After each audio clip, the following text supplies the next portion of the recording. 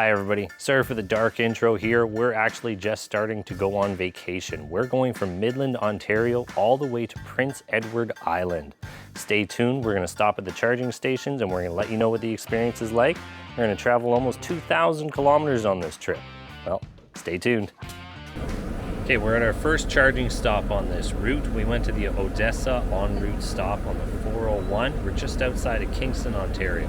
I like to use the public charging network when we're on our trips, and we got our CCS adapter here.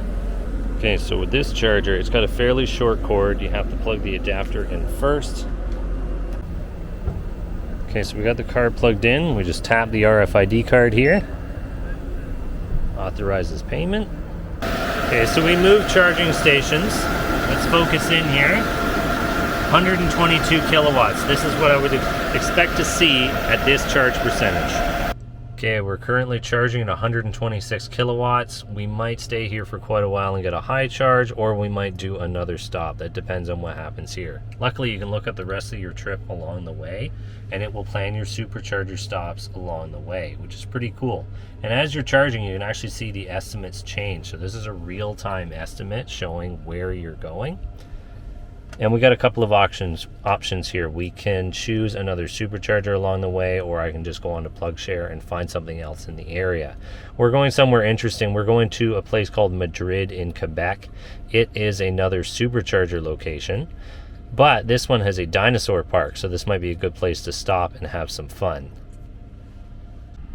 So far for the first leg of this trip, we've gone 387 kilometers and we arrived at this charger with 12%. I think we actually are going to have another stop between here and Madrid, and that's just because it's so much faster to drive when you do shorter stops at the chargers. Charge up to about 60-70% at most, and then just keep on going.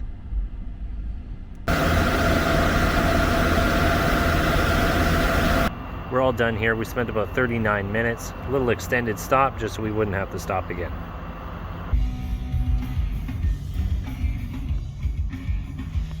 Okay, so with most of these stations, you have to plug in the car first. So we're gonna do that.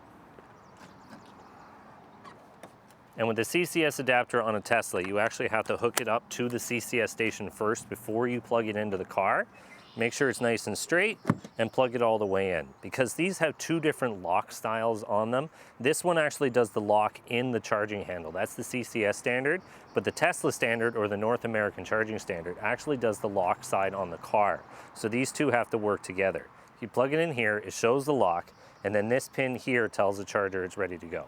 So I have my ChargePoint app open. I have NFC enabled on my phone. Let's just make sure of that first before we go ahead. Actually, I didn't. So, on your phone, make sure that you have NFC enabled. And with the ChargePoint app open, you don't have to go on any special screen. All you have to do is put it up to the charger. And it automatically starts the charger. It's the easiest thing in the world to use. It's one of my favorite things about ChargePoint chargers. The best thing about that system is that if this charger is not connected to the network, your phone with the RFID setup will actually start this charger even when the network is down. We stopped here a little early, not because we were running out of charge. We actually got here with almost 30%, but because we were about to arrive in Quebec during rush hour. I certainly don't want to be driving through Montreal during rush hour. So stopping here a little bit early, and then we're going to continue on to Madrid.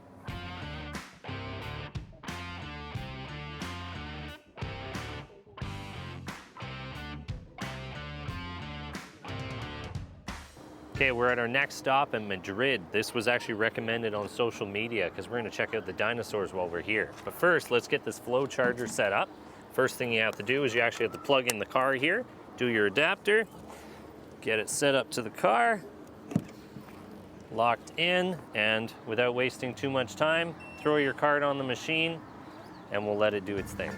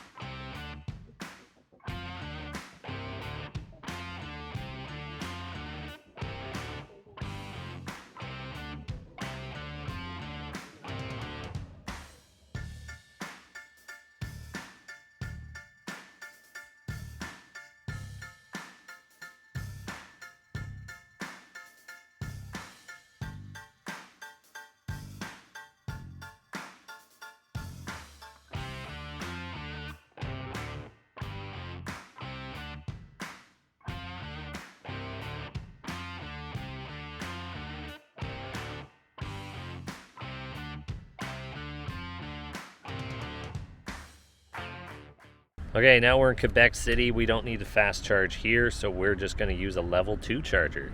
So same as before, all you need is your ChargePoint app on your phone. Press it up to the machine.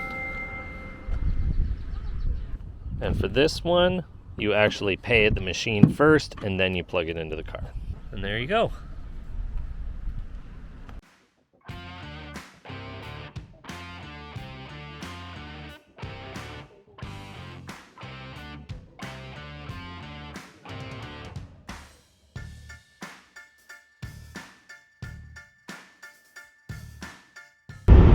Well, we're getting close to Rivière-du-Loup. One of the things about Teslas that always amazes me is the fact that this estimate is usually super accurate. It said 12% the entire time we've been driving. Hey, we're here at the hotel. We had the fastest check-in I've ever seen. We arrived here with about 10-11%, and they just turned on the charger as soon as we got here, so we'll be ready to go in the morning.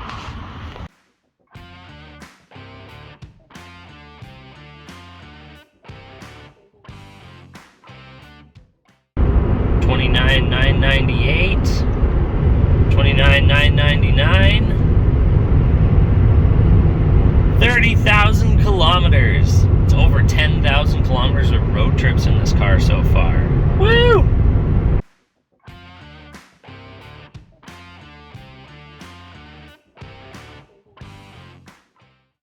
So just an update, we've left the hotel. There's only 2 charging stops between us at Rivière-du-Loup and Cavendish Beach in Prince Edward Island. It's actually a very quick road trip for an 8-hour drive. We only need one 25-minute charge and one 10-minute charge to make it to our destination. And it said 23% when we left, and it still says 23% now. These cars are incredibly accurate with their estimates.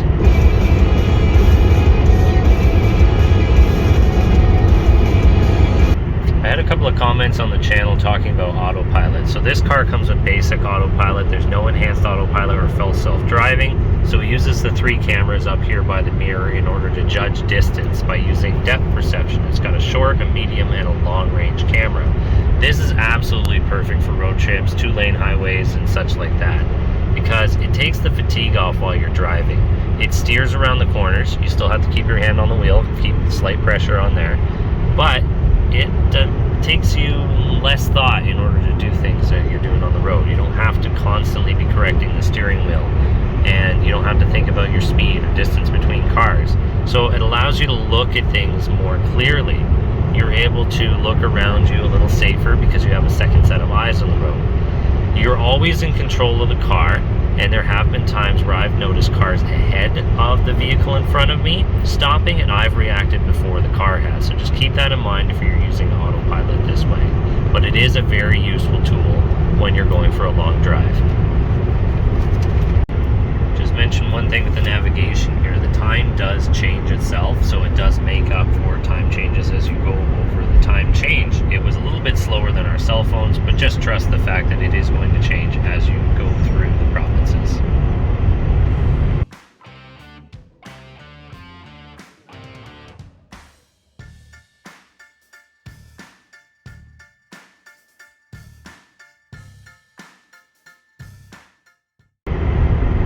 Coming up to the Woodstock Supercharger. One nice thing about these cars is it shows you there's 8 stalls available, and even if there wasn't, it would redirect you around them, and it's preconditioning the battery on the way there. I would use the 50 kilowatt charger here, but New Brunswick doesn't have a lot of chargers. I'd rather keep them free for other people with other electric cars. So this is one of the reasons why people buy Tesla cars. They're just so easy to use. The Tesla Supercharger network is so easy to use. You literally just pick up the cable, press a button, it opens the charger, and you plug it in. There's nothing else to it. We got 20 minutes to go have coffee. That's it. And there we go. We started at 23%. We only need to be here for 25 minutes and continue on our trip. Gives you details on how much the session's going to cost you. This is going to cost about $10 more than most of our stops. I found that supercharger stops are about $20 to $30 per stop, whereas we've been averaging about $13 to $15 at the public charging network. So if you want to save some money, head over to the public charging network. We actually have one over here. There's a 50 kilowatt flow charger over there, but I just want to keep that free, and we'll get on our way a little bit faster by using the supercharger. It is super convenient. So don't mind the noise of all the trucks, but here we are in Woodstock, New Brunswick. This is the Flow charger I was telling you about. It's a 50 kilowatt charger.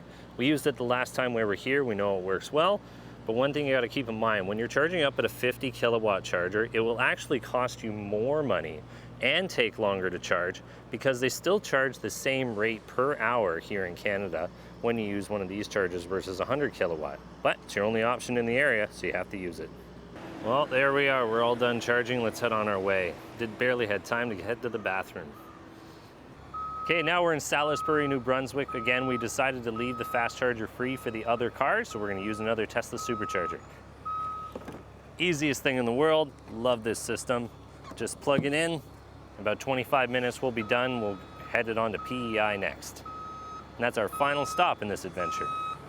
There, and in no time at all, we're at 137 kilowatts. These Tesla superchargers are incredible. Okay, let's go to the bathroom, get some snacks, and head on out of here.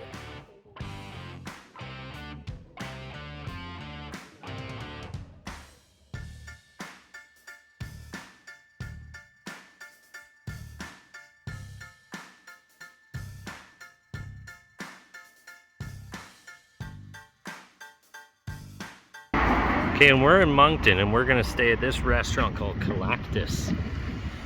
I highly recommend this place if you're ever in the area. It's got 4.7 stars on Google, and there's a good reason why.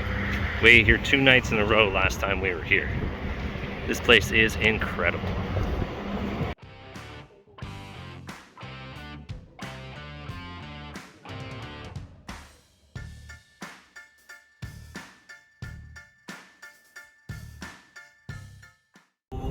Soon may the wellerman come to bring us sugar and tea and rum.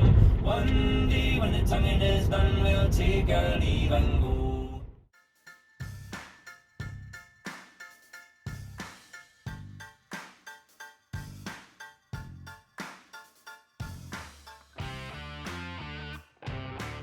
Parks Canada offers charging at this location.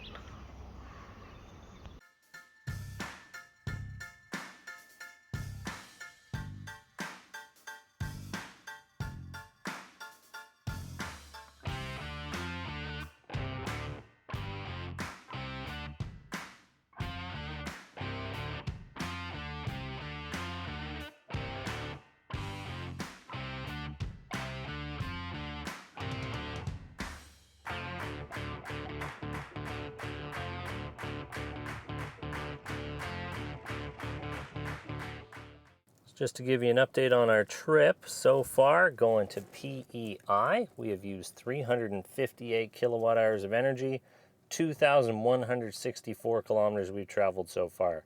Now I reset that a little late, so it's probably around 2,200. And just like the last time we came out here, our average energy is 16.6 kilowatt hours per 100. I think that's pretty good. Okay, this is a good spot to end this video. We're the farthest point away from our home on this trip out to PEI. We're in North Cape, just outside the Wind Energy Interpretive Center. They're giving us a free charge on their level 2 charger while we're here. And if you like this video, like and subscribe, leave a comment down below. I want to know what your questions are. And stay tuned for part 2 where we head back home.